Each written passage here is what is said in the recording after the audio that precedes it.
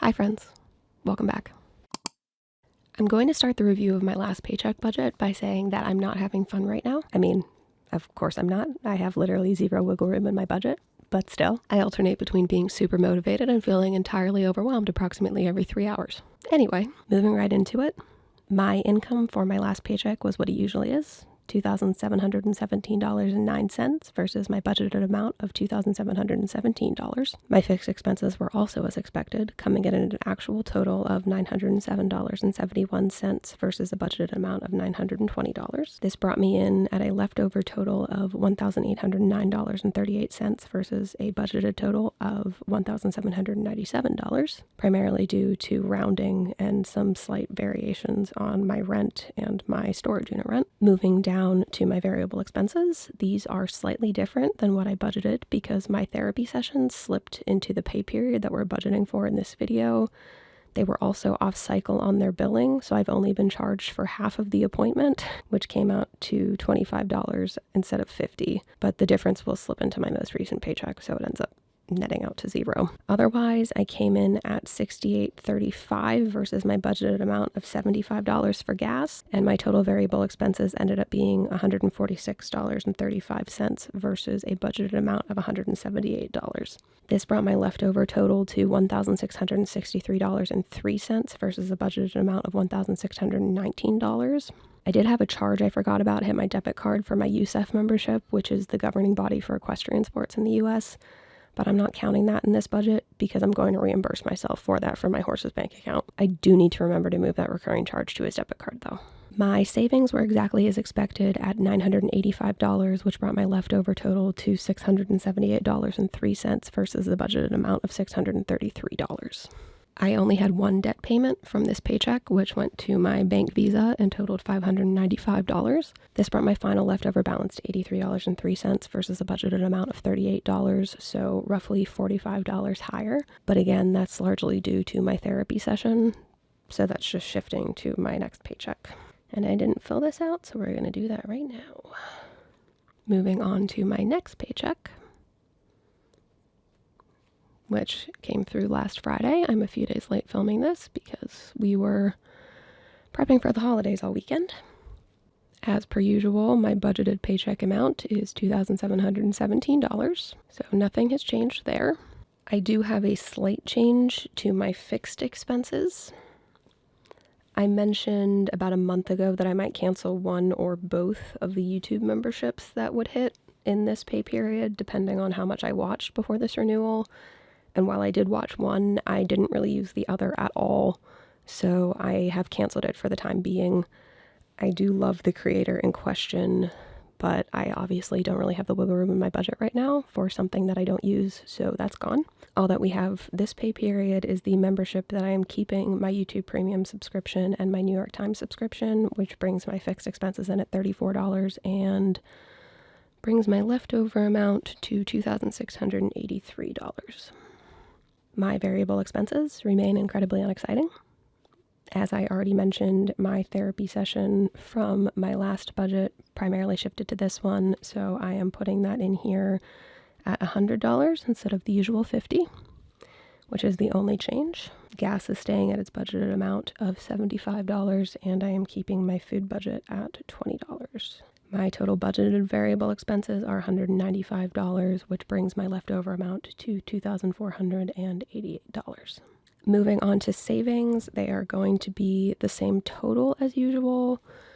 Nothing really to remark on there, but I am shifting my car insurance savings that I do to my car maintenance just for this paycheck because my car has to go in on Friday for my annual state inspection and also to have my snow tires put on, and I probably need to have my battery replaced, so I just wanted to give myself a little more wiggle room on that one because I'm not sure that I'm going to have enough in my car maintenance fund to cover it otherwise. It's not a big deal though because my insurance doesn't renew until March, so I have plenty of time to make up the $200 that I still need to pay that premium. I should have about $500 set aside additional by then, so totally okay.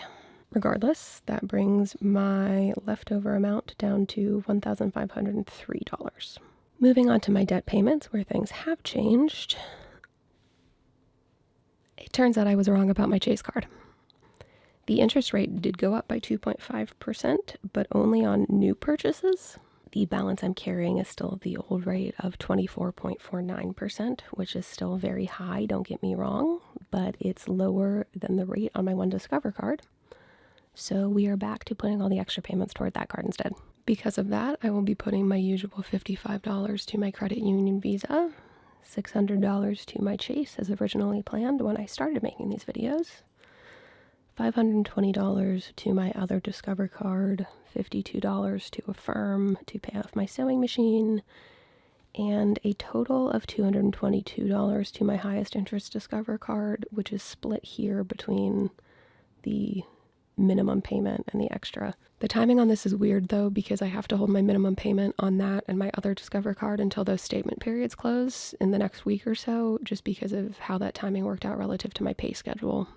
I am going to pay the difference now though, just to push the balances as low as I can in the meantime. Moving on to my debt check-in, starting with my credit union Visa. This card is now down to a balance of $2,249.31, which is a total decrease of $513.47, or 18.59% since my debt confession video, which means we get to color in another 2 stars. My interest rate promo period on this card ends on the 31st, which means that the rate will go up to 12.9% from 2.9%, and I am not sure what that will do to my required minimum payment, but I will find that out in a few weeks. If it doesn't increase, then my balance decreases are about to get way smaller on this card, but it is still my lowest rate by far. So this will pretty much definitely be the last card that I pay off. My Chase card is down to a balance of $16,041 as of my statement earlier.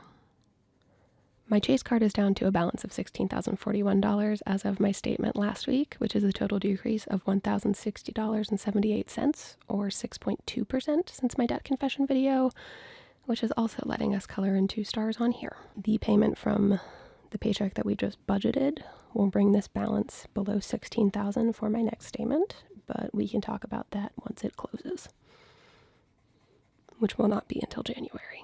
Just as a point of curiosity, I paid $1,269.65 in interest for the statement periods that covered the majority of November across all of my cards. In August, I paid $1,341.43, so I'm now saving almost $72 a month in interest in comparison. That doesn't sound like a lot, but over the course of a year, that's just over $861 of additional principal paid off, which is essentially 1/6 the balance of my highest interest Discover card.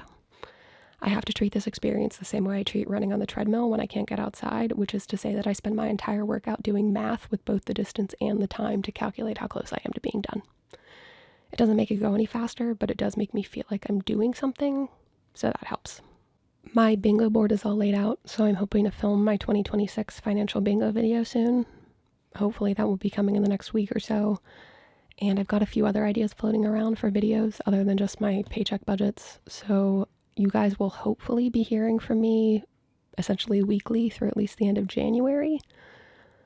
I'm expecting it to be a difficult month and a half, in part because of what I've already discussed about my finances, and in part because of family-related stress around the holidays. So hopefully checking in more will keep me from reverting back to my old stress-induced spending habits. If you're facing down a challenging holiday season yourself, you have my solidarity. Do what you need to do to look after yourself in ways that don't cause you further harm. I'll be trying to do the same, and we will get through this. With all of that said, thank you once again to everyone who has signed on to this journey with me. When I started this channel, I truly thought I would have maybe 5 subscribers at this point, and it blows my mind seeing the number go up almost every day, let alone the fact that I'm at over 200 people who have actively chosen to even casually follow my progress. You guys are rad, and I really do appreciate it. In the interest of us getting to know each other a little better, if you made it this far in the video, let me know what your favorite holiday food is. Mine is homemade pierogies, because I am of Ukrainian descent, even though I look far more like the Irish side of the family. We always make them for Christmas Eve, and they help me feel close to my maternal grandparents who aren't here anymore. Or I suppose I should say closer, because I'm named after my Nana. so I carry her around with me every day. Anyway, thanks so much for watching, and I hope you'll come along for my next video to see just how much I may be setting myself up for failure with my bingo board. We're going to hope that by this time next year it'll turn out to be viable optimism rather than denial. Bye.